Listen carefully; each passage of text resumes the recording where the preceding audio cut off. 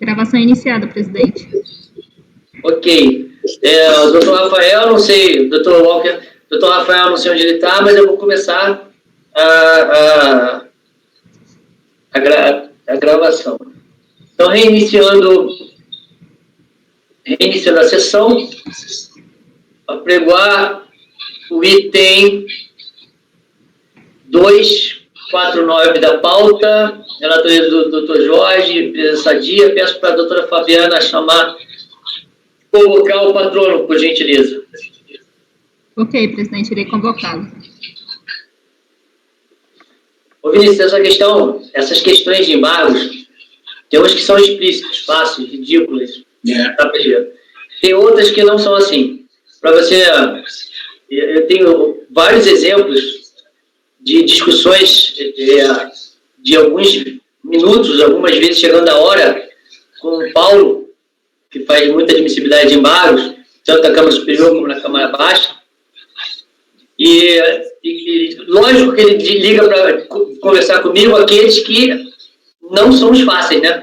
Porque os fáceis ele resolve rápido. E vou te falar que tem vários casos que você fica super para lá ou para cá, podendo. Aí, nesses casos, eu sempre falei, esses casos é melhor aceitar e deixar que a Câmara, que a turma julgue.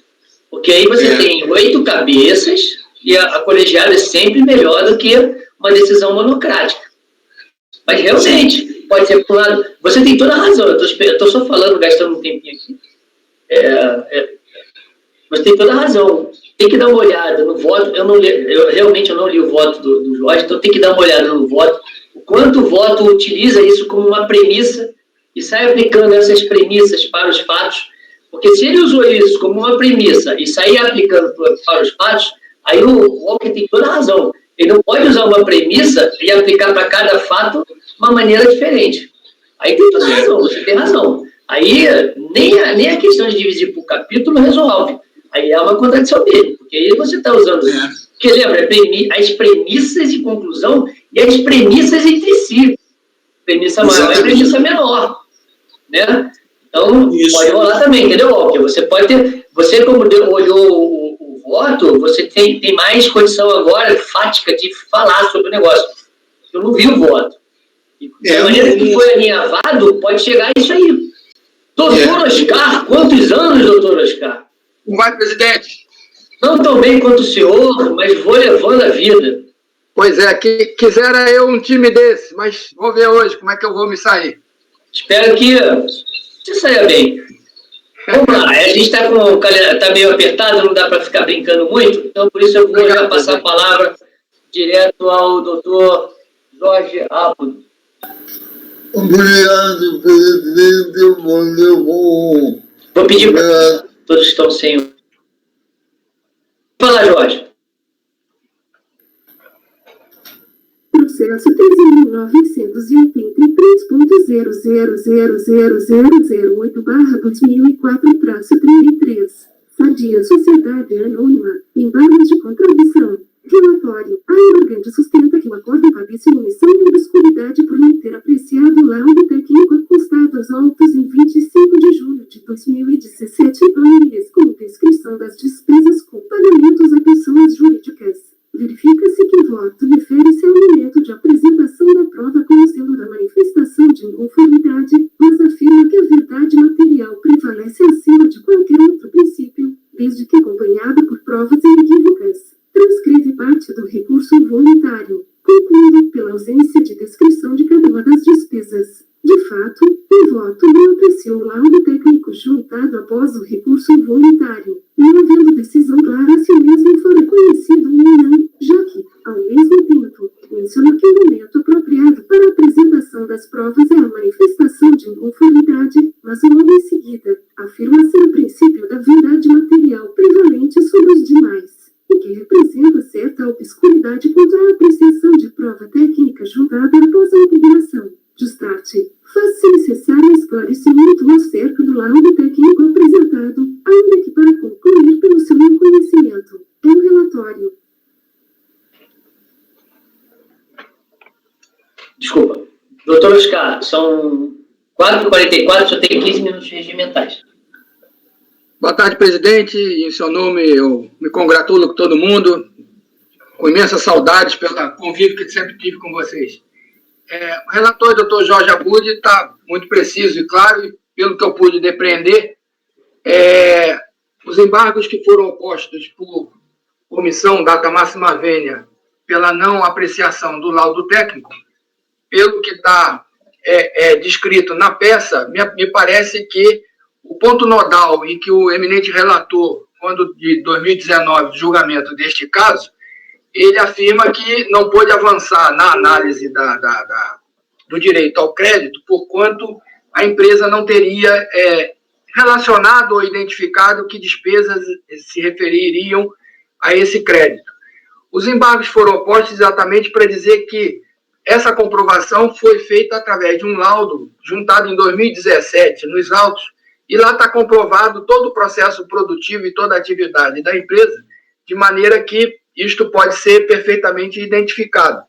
E daquelas despesas que, desde a fiscalização, não foram acolhidas, não foi acolhido o crédito respectivo, se depreende que muitas são que contam com jurisprudência muito tranquila e pacificada nesse conselho, nesta casa, e basicamente eu só vou me referir a vigilância, limpeza, sanitização, que na área da indústria alimentícia é uma coisa extremamente importante, na medida em que é para cumprir toda a legislação, todas as normas da Anvisa quanto à qualidade e manutenção dos produtos.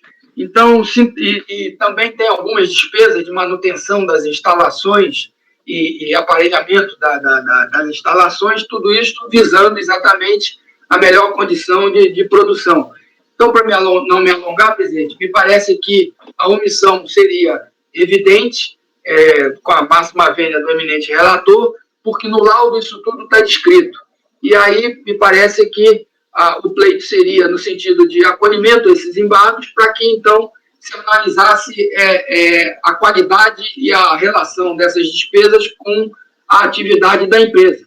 E aí me parece, então, que seria a entrada no mérito dessa discussão, e aí eu me reporto efetivamente ao laudo técnico em que isso tudo está comprovado.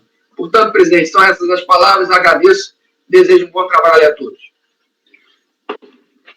Agradeço ao doutor Oscar e passo de imediato a palavra ao relator. Obrigado, presidente, eu vou voto. Dia Sociedade Anônima, voto, indadmissibilidade do recurso. Entende-se que o recurso é admissível, desde o cabimento. O recurso é tempestivo. 3. Da omissão. O voto não apreciou o laudo técnico juntado após o recurso voluntário, não havendo decisão clara se o mesmo for reconhecido ou não, pois apesar de mencionar que o momento apropriado para a apresentação das provas é a manifestação de inconformidade, afirma ser o princípio da verdade material prevalente sobre os demais, e que representa certa obscuridade quanto à apreciação de prova técnica julgada após a impugnação. 4. No referimento, transcreve-se fragmento do voto, folhas 09 e 10 do acórdão de recurso voluntário. O recurso voluntário, e folhas 212 e 213, faz a seguinte inferência. Para tanto, indispensável a presença da descrição de cada uma das despesas para que fossem avaliadas de acordo com os critérios da essencialidade ou relevância. Sabemos que o momento apropriado para a apresentação das provas que comprovem suas alegações é na propositura da manifestação de inconformidade. Temos conhecimento, também, que a regra fundamental do sistema processual adotado pelo legislador nacional quanto ao ônus da prova, as folhas 12 do acórdão de recurso voluntário é apresentada a seguinte conclusão. A verdade material deve prevalecer acima de qualquer outro princípio, desde que acompanhado por provas inequívocas. Como sabemos, o processo deve estar instruído com comprovantes do pagamento e com os demonstrativos dos cálculos. Não se pode duvidar que esses demonstrativos, para servir de prova cabal, indiscutível, na comprovação da base de cálculo de qualquerização, devem refletir a contabilidade fiscal do contribuinte. Para termos convicção que ocorreu a materialização dos dados contábeis em tais demonstrativos, comercializar seus livros comerciais. Portanto, fica imperativa a apresentação destes livros para uma eficiente apreciação do pedido. O propósito da inclusão do fragmento de folhas 12 foi outro, diferente ao suscitado, e a sua intenção era de confrontar a preclusão temporal que elege a propositura da manifestação de inconformidade como momento apropriado para a apresentação das provas. Contudo, é inegável que o contexto utilizado, sobretudo em relação à assertiva verdade material, deve prevalecer acima de qualquer outro princípio, causa contradição. A manifestação de inconformidade é o momento processual para a apresentação de provas. Não fazendo, incorre em preclusão. A preclusão é instituto processual que importa em sua soma parte, decorrente de sua inação. De modo a sanar a contradição, entende-se adequado suprimir o parágrafo de folhas 12 do acórdão de recurso voluntário acima transcrito. Sendo assim, acolhe os embargos, com efeitos infringentes, para sanar a contradição, suprimindo o último parágrafo de folhas 12 do acórdão de recurso voluntário. É com o voto. Jorge Linado de relator. Não, o que está errado, que não. É sem efeitos infringentes. Desculpe. Oi? Sem efeitos. Sem efeitos. Então, passa a palavra ao doutor Vinícius. Eu vou ser bem rapidinho. Eu acho que aqui não tem contradição. Todos os parágrafos devem ser lidos em conjunto. Então, quando você fala da verdade material, aí, desde que apresentadas as provas, e você fala lá atrás do momento de apresentação das provas. Então, não vejo que tem contradição. Agora, entendo que há omissão aqui com relação à análise do laudo. Você poderia se referir exatamente ao laudo, dizendo, olha, o laudo foi apresentado fora do momento oportuno, então não conheço do laudo. Então, é assim como eu voto. Você acolhe os embargos por omissão, é isso? Isso, só por omissão. Contradição não há, porque a gente não lê as coisas assim, pegando uma frase separada. A gente lê com base, pelo menos, num parágrafo. Mesmo dentro de um parágrafo, você vai ver que não há contradição. Você pega a própria frase, onde ele fala do princípio da verdade material, já deixa claro qual o limite desse...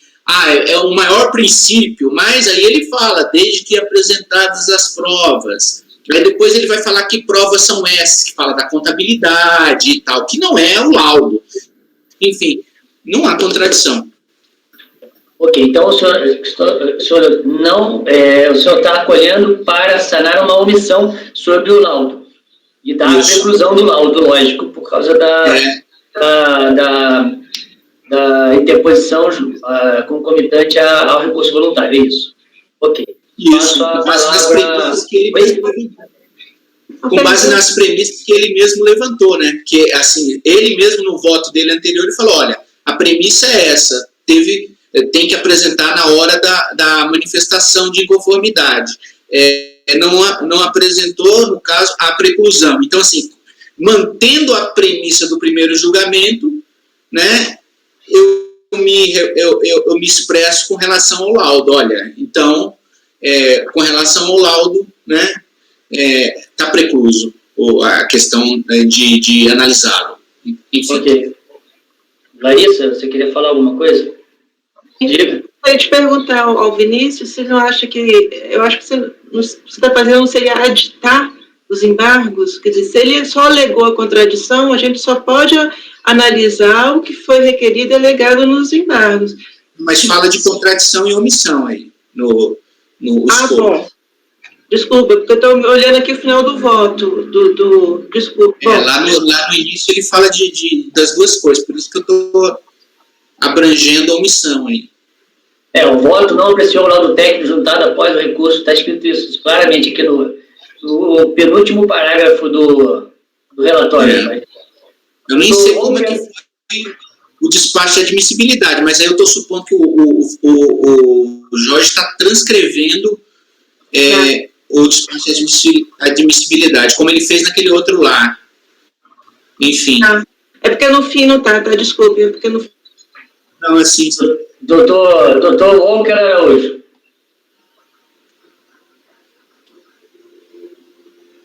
Vou acompanhar a divergência. Ok. Doutor José Renato. Acompanha a divergência. Doutora Larissa. Divergência. Doutor Rafael. Divergência, presidente, sem delongas. Doutora Denise. Eu acompanho a divergência, presidente. E deixa eu só ver aqui, só para poder responder. Não, ele copiou, tá, Vinícius? Eu olhei aqui. Beleza. Ele copiou. Eu também acompanho a divergência, porque, na verdade, eu entendo que, como disse o querido amigo e conselheiro Vinícius, a interpretação que se faz dentro de uma decisão, ela é sistêmica, ela está dentro de toda a decisão, do corpo todo. Você não consegue estancar uma frase. Se você extrai uma frase do contexto, a frase pode virar um monstro. Então, isso é um perigo.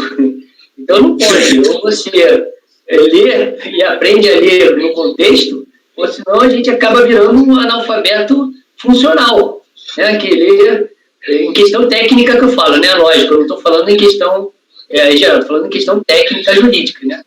Então, a gente não pode ler e separar do contexto. Então, de tal forma que eu voto também com a divergência. Então, com isso, doutor, o senhor mantém o voto assim mesmo, doutor? Não, eu vou mudar meus votos no molde proposto pelo Conselho Vinícius. Ok, então eu posso botar que foi acolhido os embargos para sanar o vício para sanar a omissão. Vou botar a omissão, já que a gente não está dando, vou deixar claro. Sem cultura e crime efetivamente, não temos o voto do relator, ok? Doutor Oscar, o senhor entendeu? Ficou com alguma dúvida? Ficou unânime, então, o acolhimento, presidente? O doutor Vinícius mudou também? Não, na verdade, o doutor Jorge aderiu à decisão da maioria, porque senão ele ficaria o único vencido. Então, ele não acolheu a contrariedade e ele acolheu a omissão, e nessa omissão ele está falando que o momento foi inapropriado, por causa da preclusão consumativa, não temporal. Okay. A temporal é para apresentar o recurso, é a data. Ok? O senhor ficou com alguma dúvida? Não, está perfeito, presidente. Obrigado. Agradeço a sua presença. Tenha um bom trabalho. Saúde para todos. Boa tarde para o senhor. Doutor, saúde. Saúde, isso aí é o mais importante. Bom, com isso a gente matou o último. Agora a gente vai começar a matar os repetitivos. E vou começar com o doutor. Agora o doutor Vinícius vai cansar de falar. Vai ser o 236, o 250 e o 255. E aí vai pegar 261, 260, 261. Tá? Então vamos começar com o 236 da pauta, que é o processo final 2013-76 do Alto Posto Catarinense. Ele é paradigma dos processos de 237 a 247. Você está com a palavra, doutor Vinícius. Tá. Estou abrindo aqui o processo.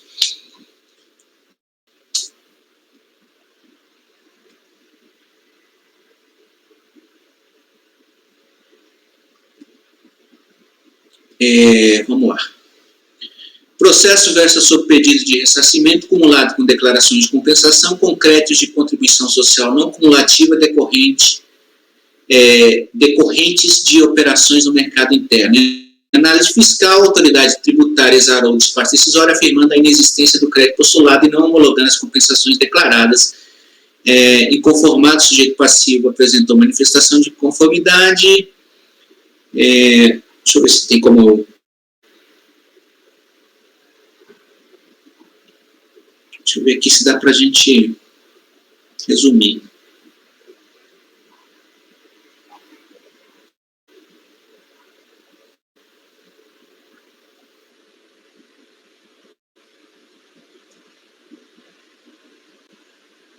Só um momentinho.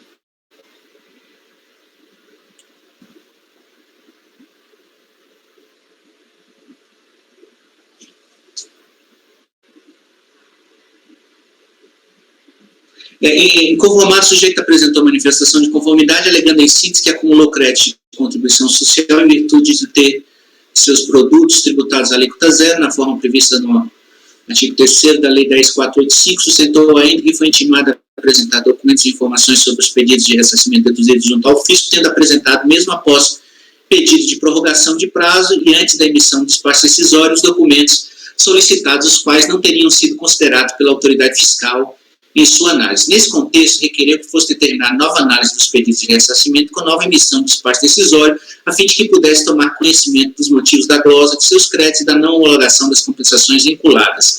Defendeu, ademais, a atualização pela Selic e suspensão da exigibilidade dos créditos. O colegiado de primeira instância julgou improcedente a manifestação, asseverando em síntese que não restaram comprovadas as alegações do sujeito passivo, nem o direito creditório postulado, inconformado, o sujeito passivo interpôs recurso, no qual reforça os argumentos trazidos na manifestação de conformidade. Com o recurso, apresenta cópia do protocolo de pedido de prorrogação de prazo de entrega de arquivos requeridos em intimação fiscal, sustentando que caberia ao colegiado de primeira instância a realização de diligência para apurar os fatos por ele narrados, reconhece que não apresentou o comprovante de protocolo à época da manifestação de conformidade e entende que a regra do momento da apresentação da prova é flexibilizada pela Lei 9784, sobretudo pela observância de diversos princípios, entre os quais finalidade, motivação, contraditório, ampla defesa e proteção ao direito dos administrados. Nesse contexto, postula pela apreciação dos documentos trazidos em sede recursal e pela determinação de diligência para nova análise dos pedidos de ressarcimento formulados com emissão de novo despacho decisório. Sustenta, por fim, a correção dos créditos pela taxa Selic. O recurso é tempestivo e preenche os pressupostos de admissibilidade. A recorrente, como visto, postula por nova análise de seus créditos, asseverando, em essência, que os documentos por ela apresentados não foram devidamente considerados pelo despacho decisório que denegou seu pedido de ressarcimento. Compulsando a decisão recorrida, constata-se que o colegiado de primeira instância negou provimento à manifestação de inconformidade, consignando em síntese que não restou comprovado no momento processual oportuno o direito creditório invocado, conforme se observa na leitura dos excertos do voto condutor do aresto recorrido transcritos a seguir. Aí eu destaquei partes. Estão em negrito aí. Como bem salienta a decisão recorrida, o sujeito passivo teve a oportunidade de apresentar os documentos comprobatórios de suas alegações e de seu suposto direito creditório, tanto na fase do procedimento de análise fiscal, quanto por ocasião da manifestação, tendo se eximido de seu ônus probatório. Observe-se que, durante o procedimento fiscal, a autoridade tributária emitiu intimação para que o sujeito passivo apresentasse diversos elementos de prova e de informação do direito creditório pleiteado. Nesse ponto, o sujeito passivo alegou, sem juntar qualquer comprovação em manifestação de conformidade, que havia feito a apresentação dos documentos solicitados, postulando perante a instância pela reanálise do pedido de ressarcimento.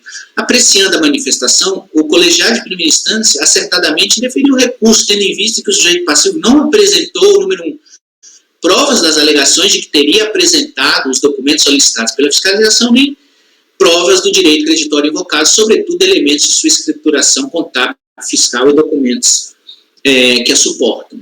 Em sede recursal, apesar de apresentar comprovante de entrega daqueles documentos que teriam sido requeridos no curso do procedimento fiscal, entendo que o pleito da recorrente não merece prosperar. Explico. Antes de tudo, veja-se que os documentos apresentados pela recorrente junto à Inspetoria da Receita, como resposta ao termo de intimação fiscal, foi apresentado muito além do prazo previsto na referida intimação e até mesmo do prazo de prorrogação postulado pela recorrente. Então, assim, a fiscalização fez a intimação primeira, aí tempos depois a recorrente pediu prorrogação e, vencido o prazo da prorrogação, ela não apresentou documentos. Alguém falou aí? Está me vendo? Vocês estão me vendo aí? Desculpa, que está caindo toda hora aqui.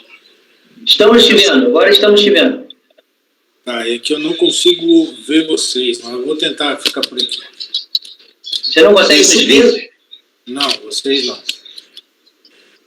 Então, apresentou o protocolo agora no recurso voluntário, né, mostrando que tinha apresentado a documentação, só que bem depois do prazo, inclusive de prorrogação.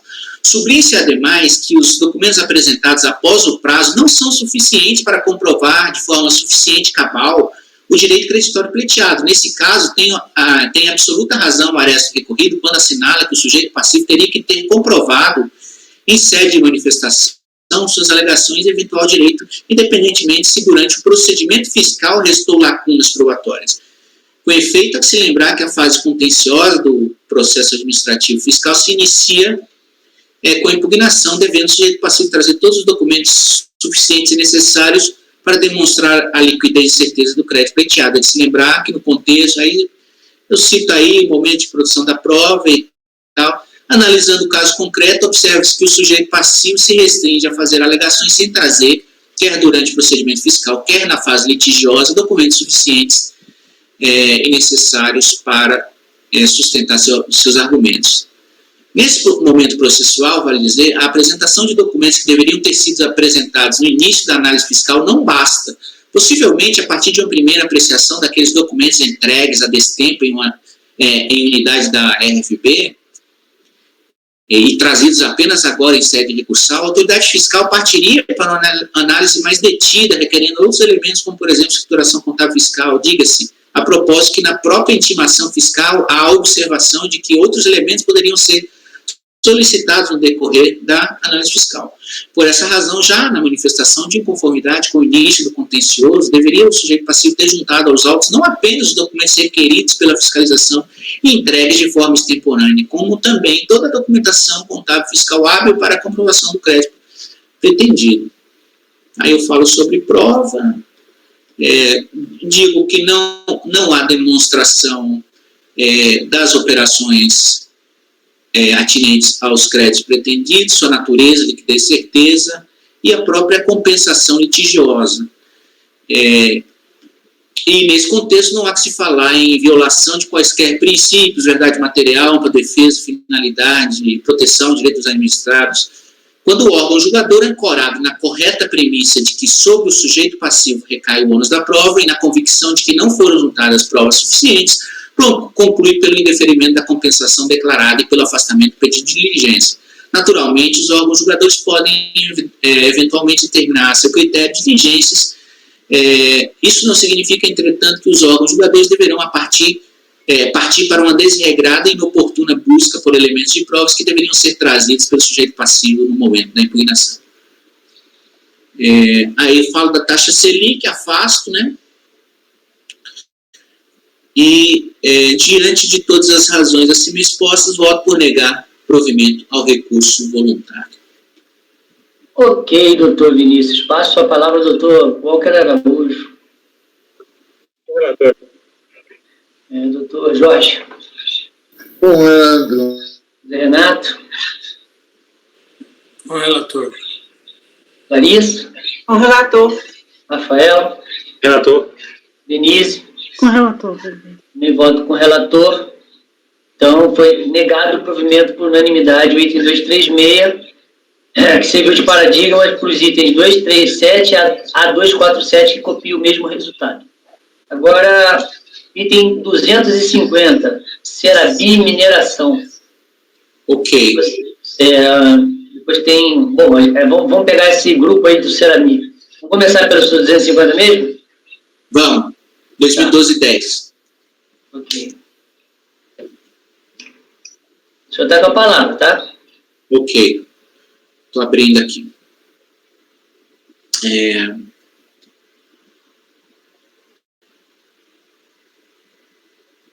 Versa sobre pedido de ressarcimento, cumulado com declarações de compensação, transmitidas por Perdecomp diversos, no qual o interessado indica crédito de PIS, PASEP não cumulativo vinculados à exportação atinente ao primeiro trimestre de 2006. Após análise do pedido de ressarcimento e das declarações de compensação, foi emitido despacho decisório, o qual não reconheceu o direito creditório pleiteado e não homologou as compensações declaradas, pois o sujeito passivo, mesmo intimado, não apresentou arquivos digitais previstos na Instrução Normativa 86, em estrita conformidade com a DE 15, compreendendo as operações efetuadas no período de apuração indicado. Em manifestação, o sujeito passivo contestou o despacho decisório, sustentando em síntese que o marco inicial para a contagem da homologação tácita consiste no momento de transmissão do pedido de ressarcimento, sob pena de violação da igualdade, dos princípios de segurança jurídica e razoabilidade. Nesse contexto, postulou pelo reconhecimento da homologação tácita das compensações declaradas. Sustentou ainda que a exigência de apresentação de arquivos digitais na forma da DE 25 de 2010 não tem previsão legal para períodos anteriores à sua vigência, observância da anterioridade e retroatividade, de maneira que o despacho decisório se mostra nulo ao se basear no referido ato, por fim requereu a conversão do julgamento em diligência para exame da escrituração contábil fiscal e verificação do crédito postulado. O colegiado de primeira instância julgou parcialmente procedente a manifestação para afastar aí a decomp número tal, aí, porque ocorreu a homologação tácita. Conformar, sujeito passivo interpôs recurso voluntário, no qual reforça os argumentos trazidos na manifestação de inconformidade, sustentando em síntese preliminares: homologação tácita das compensações declaradas, nulidade do despacho decisório, tendo em vista a inaplicabilidade do artigo 65, parágrafo 1º da IN 900, e no mérito, suficiência dos créditos postulados. Assinala que a fiscalização tem o dever de proceder à realização de diligência, a fim de verificar pelo exame da escrituração da recorrente a exatidão das informações prestadas sob pena de violação dos princípios da verdade material e da legalidade, expresso aí no caso pela parte final do artigo 65 da IN 900, postula então pelo reconhecimento da anulação integral do despacho decisório, tendo em vista a falta de motivação fática, baseando-se exclusivamente na inobservância pelo contribuinte da entrega dos arquivos digitais sem promover as diligências necessárias. Junto ao recurso de documentação contendo notas fiscais de entrada e saída, bem como os da conta. Postula eventualmente pela conversão do julgamento em diligência para a confirmação dos créditos postulados. O recurso é tempestivo, preenche os pressupostos de admissibilidade, as matérias em discussão podem ser assim sintetizadas: preliminar, homologação tácita e nulidade do despacho decisório. Quanto ao mérito, a suficiência dos créditos postulados. Preliminares, questão da declaração, da homologação tácita, é muito simples, eu nem vou ler tudo isso aí. É a partir da transmissão da decomp e não do pedido de ressarcimento. Então, eu estou afastando aí o argumento de ocorrência de homologação tácita, visto que todas as compensações foram analisadas dentro do prazo de 5 anos de sua transmissão. Isso aí está expressamente previsto no artigo 74 da Lei 9.430. O parágrafo 5º fala que é da transmissão da declaração de compensação. Então, eu não sei se precisa votar isso aí agora. Não, pode ser junto. Isso aí é matéria já. Ok. Com relação à nulidade do despacho decisório, a recorrente assinala que a análise fiscal foi fundamentada no artigo 65, parágrafo 1º da IN 900/2008, inaplicável em sua ótica ao caso concreto, tendo em vista os princípios da irretroatividade, devido processo legal e verdade material, e ainda o artigo 24 da LIT. A gente chamava de LIC, era outra coisa, Lei de Introdução ao Código, LIC, né, a gente chamava. Os argumentos trazidos em sede recursal são, em essência, os mesmos que aqueles trazidos em manifestação de conformidade. O colegiado de primeira instância apreciou de forma minuciosa as alegações do sujeito passivo, tendo trazido os fundamentos a seguir transcritos para afastá-los. Aí, os argumentos da DRJ, que eu vou adotar como razões suplementares, mas eu também vou, logo mais, não vou ler isso aqui, mas eu sintetizo.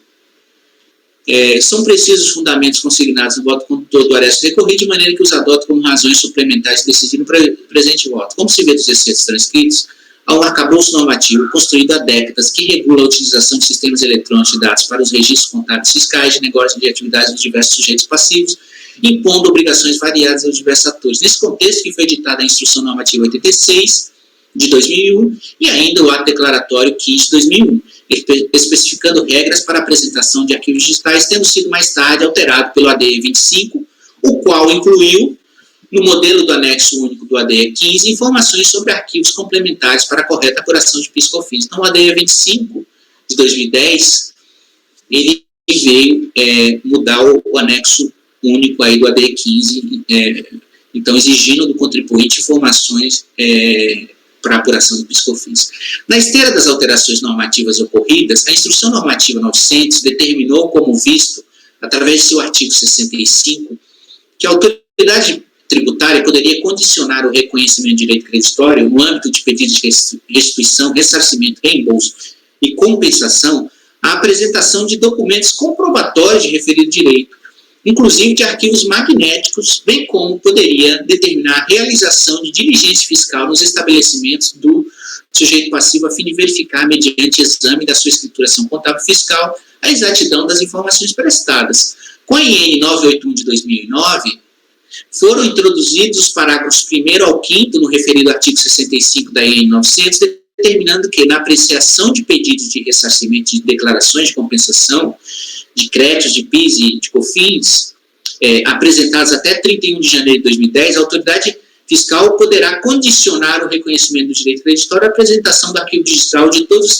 estabelecimentos da pessoa jurídica, com os documentos fiscais de entradas e saídas relativos ao período de apuração do crédito, conforme previsto na IN 86/2001 e especificado no anexo único do ADE 15/2001, transmitido por SVA. Segundo o parágrafo 4º do referido artigo, na recusa por parte do sujeito passivo de observar o disposto nos parágrafos precedentes, ou seja, a apresentação, por exemplo, desses arquivos digitais, será indeferido o pedido de ressarcimento ou não homologado a declaração de compensação. Foi com base em tais normas que foi exarado o despacho decisório. Com efeito, compulsando o despacho decisório, observa-se que a autoridade fiscal não reconheceu o direito creditório postulado, nem homologou as compensações declaradas, uma vez que não foi possível confirmar a existência do crédito indicado, pois o contribuinte, mesmo intimado, não apresentou arquivos digitais previstos na IN 86 de 2001, em estrita conformidade com a ADE COFINS 15 de 2001, compreendendo as operações efetuadas no período de apuração acima indicado. Nesse caso, como bem assinalou a decisão recorrida, não há que se falar em ofensa, anterioridade ou retroatividade.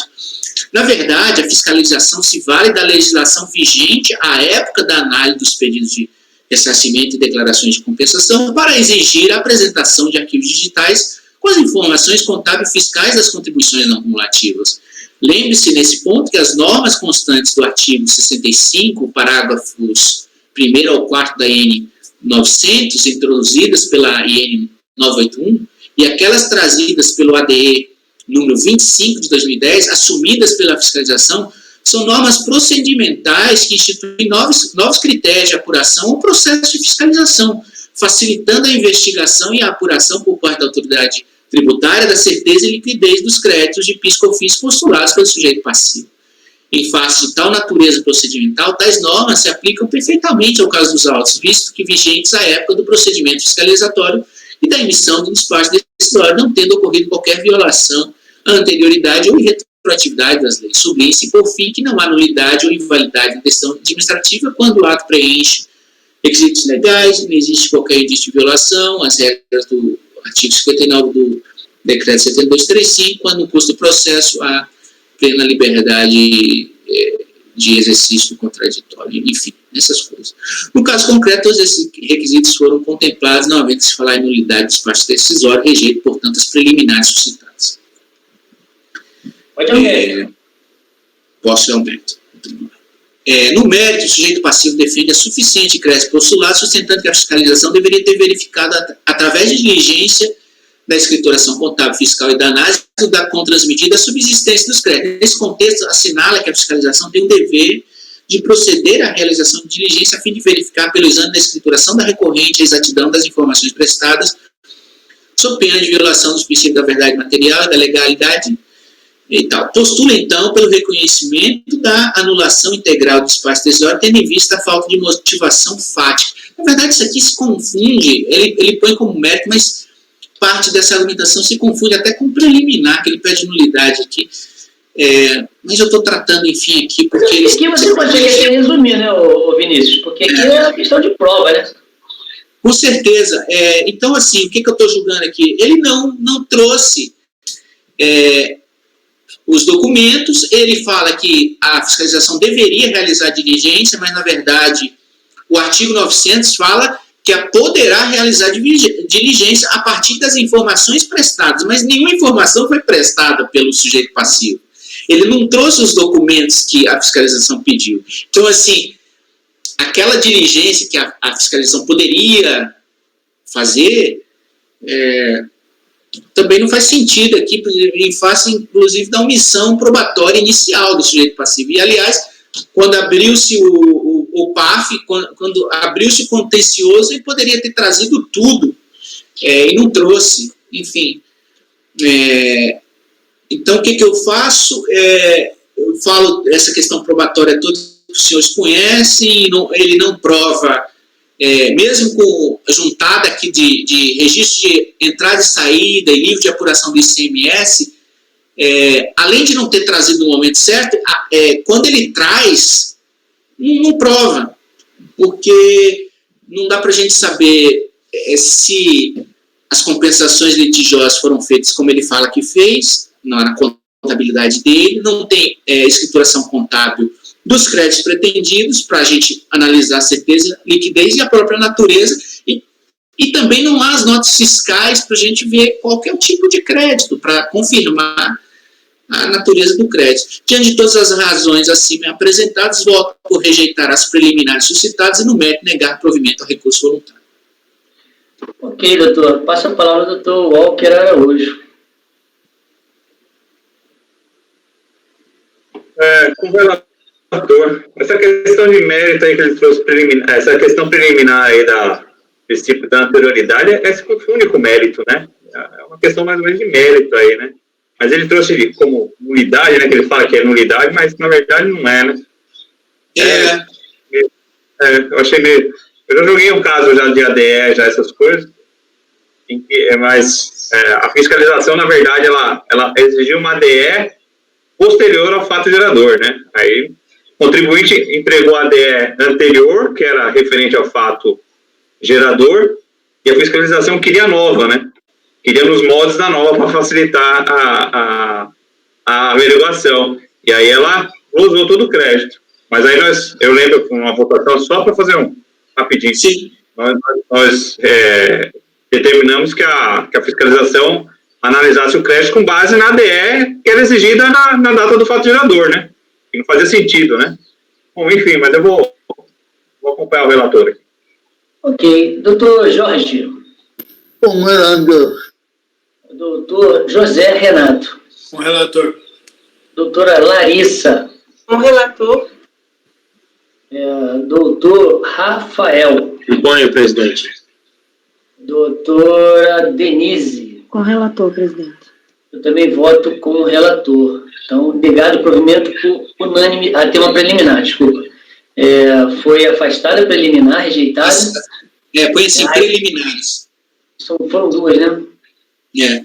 Foram rejeitadas as preliminares, arguidas, e negado o provimento ao recurso no mérito. Esse mesmo resultado estou copiando para os itens 251, 252, 256 e 254. O senhor já está com a palavra no 255, doutor. Ok. É o 2002-42, né? 2002-42, exatamente. Beleza. É basicamente a mesma coisa, com menos questões aqui. O que ele levanta é preliminar, nulidade do despacho decisório e no mérito a suficiência dos créditos postulados. No mérito a mesma coisa, na preliminar só tem uma aqui, mas eu estou considerando esse termo preliminares em geral para evitar, inclusive, erros quando tiver mais do que uma, mas preliminares eu falo no sentido considerações preliminares ou arguições preliminares, enfim, um substantivo aí que abarca, inclusive, uma preliminar. Então, eu estou afastando as preliminares, embora seja, né, só da nulidade de despacho decisório, afastando as preliminares e negando o provimento. Tá. Nesse caso, tem uma preliminar só? Rigorosamente falando, é uma preliminar só. Tá, então eu vou botar como uma preliminar só, tá? Ah, pode ser. Tá bom. Então eu vou tirar aqui as e fica uma. Bom, senhores, alguém, basicamente a mesma coisa do processo passado, então estou copiando o mesmo resultado do processo passado para todos, tá? Se alguém divergir, por favor, me avise. Ok, então estou copiando esse mesmo resultado para os itens. Esse é o 255, 256, 259. Isso. Deixa eu só copiar aqui. Ah, saco, hein? Errei aqui. Eliminar arguido.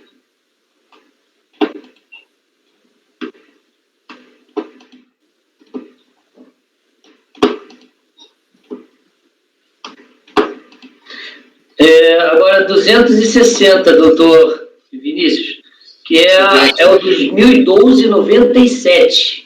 Certo. Deixa eu ver aqui.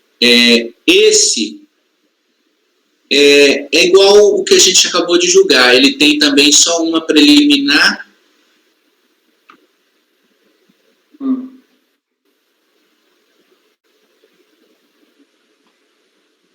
Tem uma preliminar? A preliminar de nulidade. Ele não, porque a outra tinha, o primeiro que a gente julgou tinha a homologação tácita. Esse aqui não tem. Ok. Senhores, então estou copiando o mesmo resultado do item anterior. 261 é o 2013-45. Esse aí é um pouco diferente. Vamos ver aqui. Acho que esse não tem um mérito, só tem as duas preliminares. Estou abrindo aqui. Aí se for assim, quando é assim, eu anoto como negado provimento ao recurso. Tá? Eu acho que eu estou fazendo assim. Lembrando. Eu não tenho como, porque a preliminar acaba virando o mérito todo do recurso, então. Eu lembrei disso que você tinha me explicado uma vez. Senão não tem como. Eu não tenho como negar preliminares só.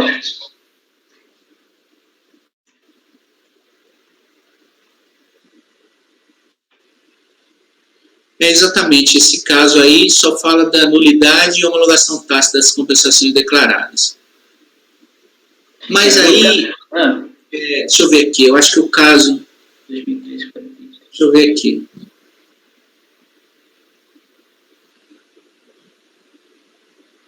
Eu trago um pouco de mérito, porque apesar de ele não...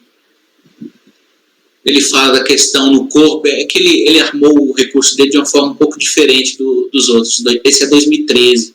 Os 2012 ele armou de uma forma que divide lá preliminares e mérito. Aqui ele fala um pouco também da questão da precisaria de diligência e tal, então eu acabo entrando no mérito aqui também. E aí eu falo, diante de todas as razões assim apresentadas, voto por rejeitar as preliminares e no mérito negar provimento ao recurso. Ok. Eu vi a mesma coisa. Ele dividiu em duas partes, eu dividi em duas também. Eu nem chamei de preliminares, eu acho. Eu coloquei, as matérias em discussão podem ser assim sintetizadas. Aí, homologação tácita e questão da nulidade. Aí, na nulidade, ele falava um pouco da questão da necessidade de diligência e etc. Aí eu entrei no mérito. Mas aí seria interessante rejeitar as preliminares? Oi? Entendi. Seria interessante rejeitar as preliminares? Eu escrevi isso no resultado, rejeitar as preliminares. Para ele tirar essa questão de rejeitar as preliminares. Ele tirar? Porque ele está tratando isso como mérito, né? Mas ele disse para mim que está tratando o mérito como se fosse prova. Não é isso?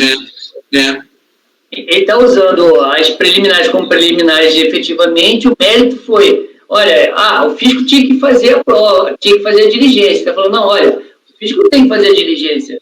Você que tinha que ter apresentado os documentos. Então, o mérito virou basicamente a falta de prova e a desobrigação do fisco e fazer diligência nesses casos. Entendeu? Não tem só preliminar. Entendeu, Walker? Eu entendi assim. É isso mesmo, Vinícius? Porque assim, na verdade, ele coloca como preliminar a homologação tácita só no recurso. Eu abri aqui de novo o recurso. E aí, na parte, em outro capítulo, ele fala da nulidade do despacho decisório. Ele já não chama mais de preliminar, entendeu? Porque realmente se mistura com mérito. E aí ele defende também não só a questão da nulidade do despacho decisório, mas a questão da diligência. Então, eu acho que pode deixar as preliminares realmente e negar provimento no mérito. Ok. Porque então, o próprio recurso dele, ele faz essa distinção, Walker, entendeu? Ele põe lá preliminar, mas só que ele quer dizer, não seguiu a sistemática dos outros. Ok, senhores?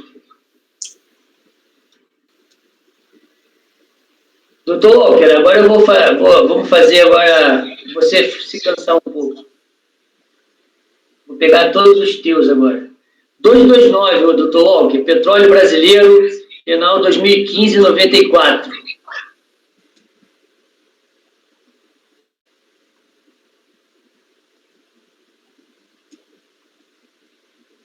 Um minuto. Não.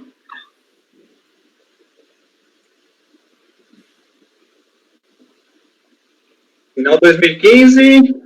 94.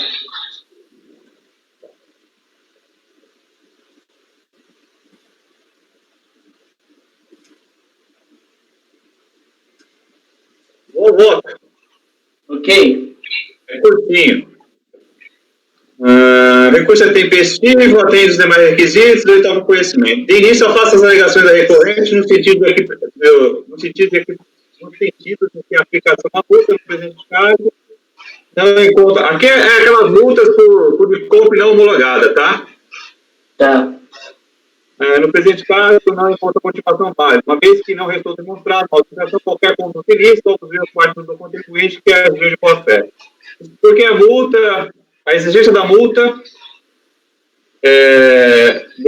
está devidamente prevista, né, no artigo 74, parágrafo 7, que a multa devidamente prevista independe da intenção do agente, bastante somente que a declaração tenha sido considerada não homologada. Toda a acumulação da multa, peço ver para reproduzir, como se me fossem as razões da decisão recorrida que deu solução ao litígio da seguinte forma, simples e precisa. Entre aspas, quanto à alegação de Bisini, com a multa de mora, esta é aplicada sobre o valor do débito não pago no vencimento, enquanto que a multa isolada é aplicada sobre o valor do débito objeto de declaração de compensação não homologada. Aquele falou que tinha bis e idem, né? A multa de mora e a multa isolada. Eu estou afastando porque não tem. Por fim, constato que o presente caso decorre da não homologação de declarações indicadas no PA tal, e por meio do acórdão tal, declarou a nulidade do despacho decisório que ensejou a cobrança da famigerada multa. Decisão essa que se tornou definitiva após o exaurimento dos recursos sem êxitos apresentados pela Fazenda. Dessa forma, considerando que o despacho decisório que não homologou as declarações indicadas no PA número tal, as quais ensejaram a cobrança da presente penalidade, foi declarado nulo e não existe a materialidade para a manutenção da multa isolada aqui discutida, motivo pelo qual deve ser cancelado a presente auto de infração. Eu disposto voto por dar provimento ao recurso voluntário para cancelar o auto de infração. E que aquele processo que ensejou a aplicação da multa foi declarado nulo, despacho decisório, né? Então, eu entendi que a materialidade ali não existe mais. Então, estou declarando nulo aqui. Estou cancelando o auto, na verdade. Como eu voto. Doutor Vinícius. Com o relator. Doutor Jorge. Com o relator. Doutor Zé Renato.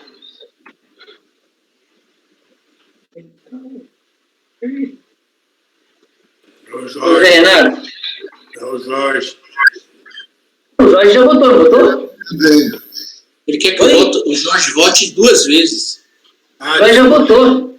É que cortou aqui, então. Eu voto tá. O relator, tá. Doutora Larissa. Com o relator. Doutor Rafael? Relator. Doutor Denise? Com o relator. Também voto com o relator, então foi dado o provimento por unanimidade. Item 230. Vem com. Dado o provimento por unanimidade. Muito bom, hein? Isso é o cara de eliminar pauta, perfeito. Vamos ver se vai continuar assim. Item 232, usina central Olho d'Água. Dr. Walker.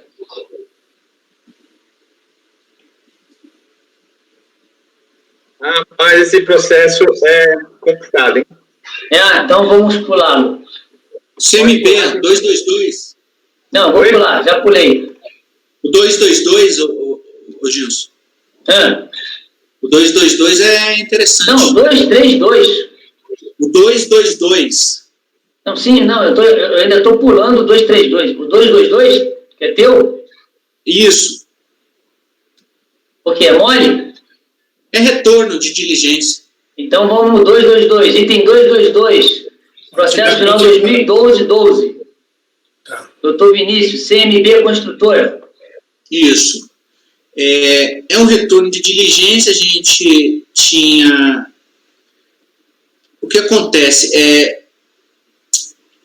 Deixa eu ver aqui se eu consigo resumir. Ele tinha efetuado várias compensações com créditos de PIS. Créditos de PIS naquele modelo lá de apuração dos decretos-leis e tal.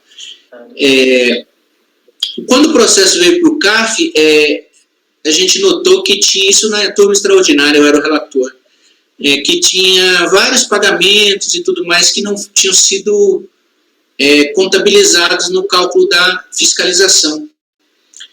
E aí baixamos em diligência, voltou agora, e aí eu estou aplicando exatamente o resultado da diligência. Não houve manifestação do contribuinte com relação à diligência.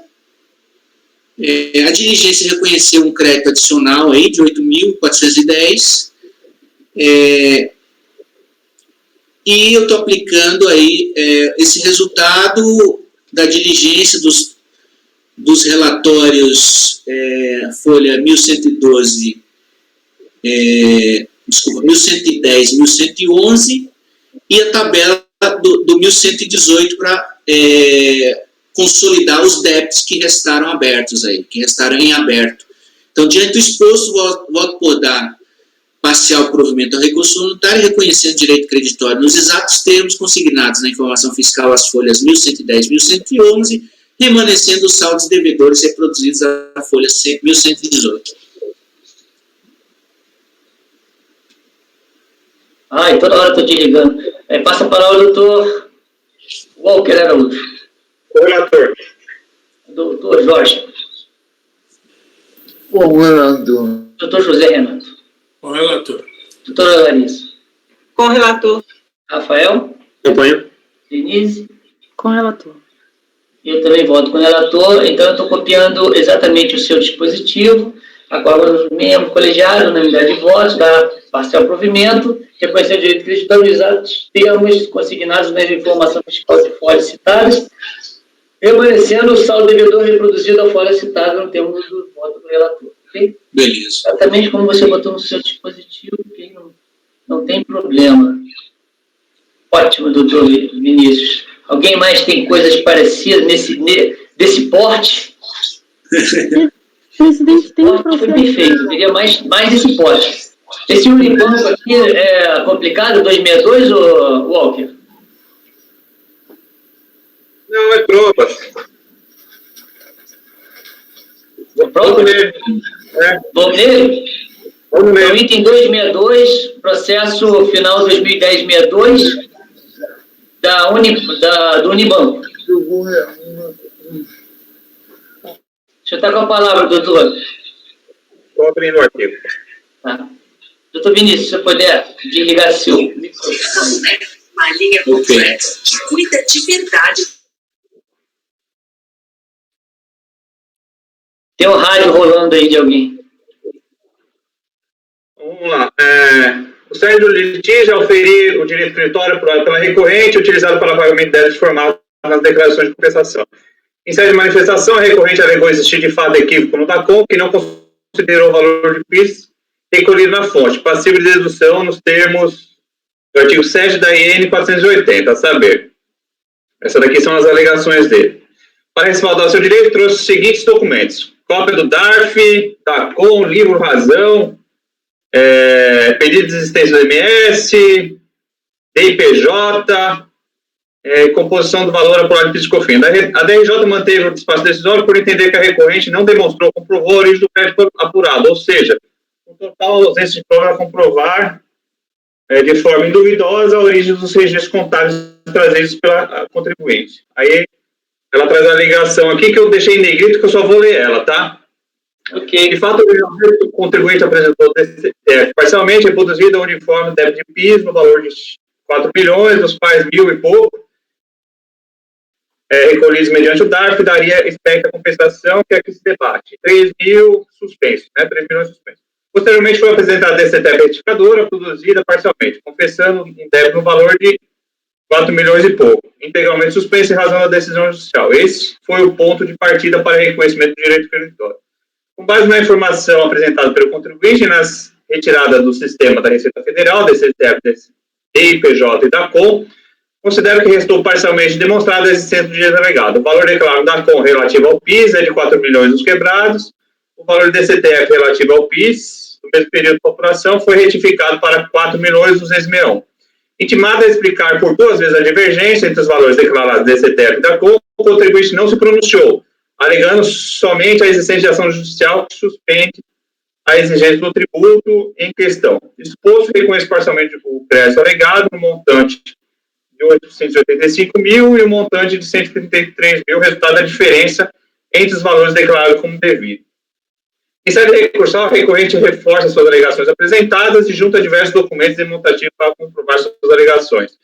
Em que pese os argumentos explicitados pela recorrente, entende restou configurada nos autos a preclusão, considerando que a recorrente em sede de manifestação não trouxe documentos para comprovar suas alegações, possibilitando assim que o faça em sede recursal sob pena de acarretar supressão de instância. Aí eu cito uma decisão do Alexandre Kern aqui, que ele fala da impossibilidade de juntar os documentos em fase recursal.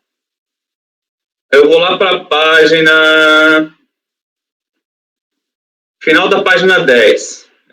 No presente caso, as novas razões dos documentos do equívoco cometido pela recorrente vieram somente em sede recursal, acarretando assim a preclusão dos artigos 16 e 17, inexistindo, ao meu ver, qualquer hipótese das exceções que permite superar a preclusão e a supressão de instância. Com efeito, caberia à recorrente atacar a decisão de PIS e demonstrar que aqueles documentos comprovassem o direito, e não simplesmente juntar novos documentos para suprir a deficiência probatória ocorrida na defesa, na fase de defesa. Por fim, ressalta que a recorrente foi intimada, na fase de fiscalização, a demonstrar a origem do crédito. Contudo, nada produziu no sentido de contribuir para a solução do litígio. Tampouco, em sede de manifestação, conseguiu comprovar suas alegações, precluindo assim o direito de fazer em sede recursal. O que acontece? Ele trouxe os documentos, a DRJ foi lá e falou que aqueles documentos lá não se prestavam para demonstrar. Só que ele teve uma fiscalização já, né? Então, eu entendo que ele deveria ter trazido tudo. Aí a DRJ falou que aqueles documentos lá não se prestavam. Aí ele trouxe novos documentos agora. Só que ele deveria ter atacado a decisão da DRJ dizendo que aqueles documentos lá se prestavam, e não trazer novos documentos agora, entendeu? Então, para mim, é precluso esses documentos. Ele tem que discutir a lide na forma como a lide foi instaurada na fase de manifestação. Ressaltando que aqui teve fiscalização. Então, teve a fiscalização, ele não trouxe documentos. Na manifestação, ele trouxe alguns documentos. A DRJ falou que aqueles lá não prestavam. Ele trouxe mais outros. Só que, para mim, a fase litigiosa foi instaurada ali na manifestação. Então, os documentos que ele está trazendo agora são novos. Então, para mim, é precluso. Diferente se fosse aquele despacho eletrônico, aí toda a história. Aí ele utilizaria... Esse caso não é o eletrônico. Não, eu deixei claro no meu voto, ele foi intimado. Ele teve fiscalização anterior. Então, ele deveria ter atacado a decisão da DRJ e dizer, olha, esses documentos aí se prestam a comprovar, sim, senhor, tal. Mas ele não fez isso. Ele traz novos documentos, traz novos argumentos também. Então, para mim, está precluso. Aí eu nego o provimento ao recurso voluntário. É como eu voto. Ok, passa a palavra ao doutor Vinícius. Com o relator, presidente. Ok, doutor Jorge. Com o relator. Doutor José Renato. Com o relator. Doutora Larissa.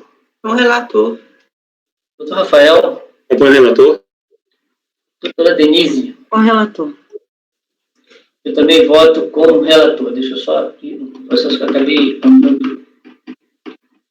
É o último da pauta.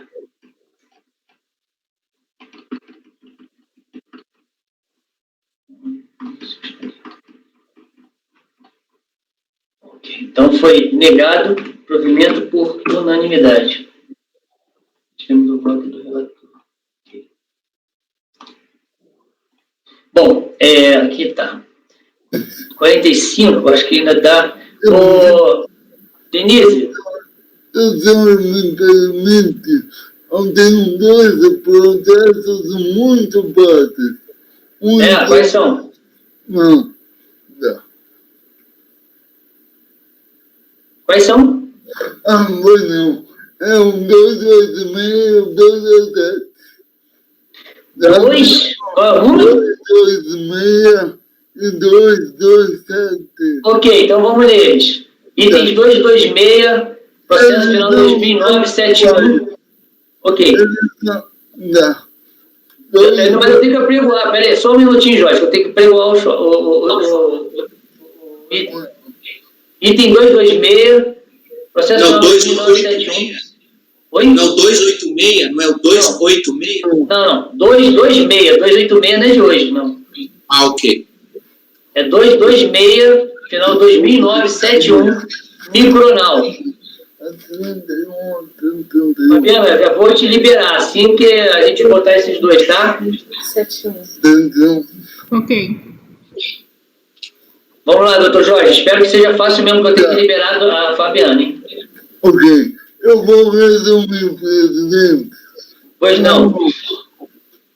Ele dá de conta. É um pedido de restituição.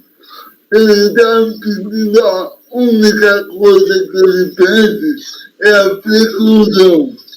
Ele quer aplicar a tese do 5 mais 5. Isso foi simulado uma 91 e aceita essa tese antes de 9 de junho de 2005. Acontece que ele apresentou um pedido em 17 de julho de 2009. Por não contemplar a súmula, eu estou negando. Entendi. Mas não é de 3 de junho de 2005 o pedido?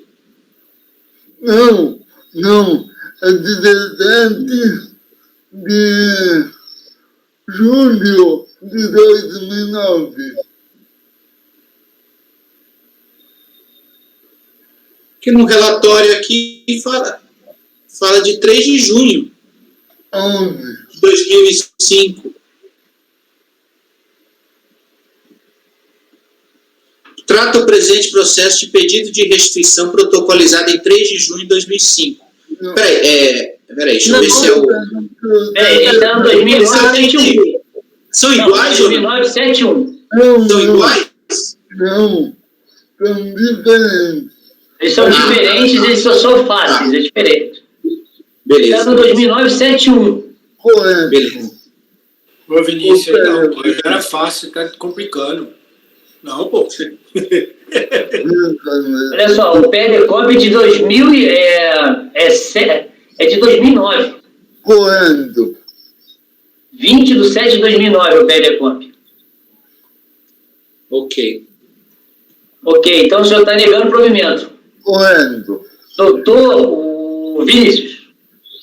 Com o relator. Ok, doutor Walker. O relator. Doutor Zé Renato. Com o relator. Doutor Doutora Larissa. Com o relator. Doutor Rafael. Relator, presente. Doutora Denise. Com o relator. Eu também voto com o relator, então foi negado o provimento por unanimidade, porque não se aplica a tese do 5+5 nesse caso específico. Agora o 227. É o final 31. Posso resumir? Pode. Muito obrigado. Também é um pedido de restituição. É aquela tese que ele fala referente ao artigo 3º, inciso, perdão, artigo 3º, parágrafo 2º, inciso 3, da Lei 9.718. No projeto temos reiteradamente essa matéria e ele fala que não há necessidade de regulamentação desse inciso para afastar esse direito. Já tem um repetitivo, isso já foi tratado no Superior Tribunal de Justiça, eu trago voto, que ele diz que haveria assim a necessidade de regulamentação desse artigo. Então, com base nisso, eu estou afastando. O outro argumento que ele traz no centro de recurso voluntário é a impossibilidade da revogação por de lei ordinária por medida provisória. Eu não entro nesse mérito, eu digo que entendo qual é essa questão frente ao repetitivo do STJ. É como voto. Ok, passa a palavra ao doutor Vinícius. Com o relator. Doutor Walker Araújo. Com o relator. Doutor José Renato. Com o relator.